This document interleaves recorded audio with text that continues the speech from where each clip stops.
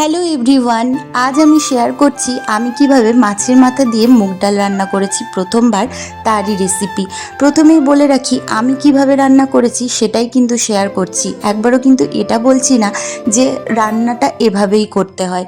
এর আগে আমার একটা রান্নার ভিডিওতে একজন অনেক খারাপ কমেন্ট করেছিল এবং তারপরে তাকে রিপ্লাই দেওয়ার পর সে কিন্তু সেই কমেন্টটা ডিলিটও করে দিয়েছিল।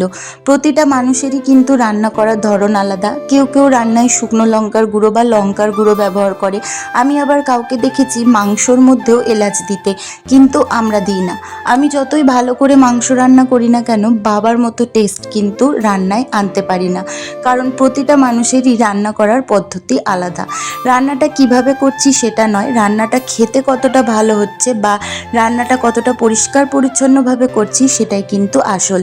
আমার মতো বয়সে অনেকেই আছে রান্না করতে পারে না, কিন্তু মায়ের যখন শরীর খারাপ হয় তখন এই ঘরের কাজ, রান্না, এগুলো আমি মায়ের দেখেই শিখে শিখে করার চেষ্টা করেছি, আর এখন অনেকটাই করতে পারি। আমি এই ডালের মধ্যে পেঁয়াজ দিয়েছি, অনেকেই কিন্তু এই ডালের মধ্যে পেঁয়াজ দেয় না। যাই হোক, রান্নাটা বানিয়েছিলাম আর খেতেও বেশ ভালোই হয়েছিল।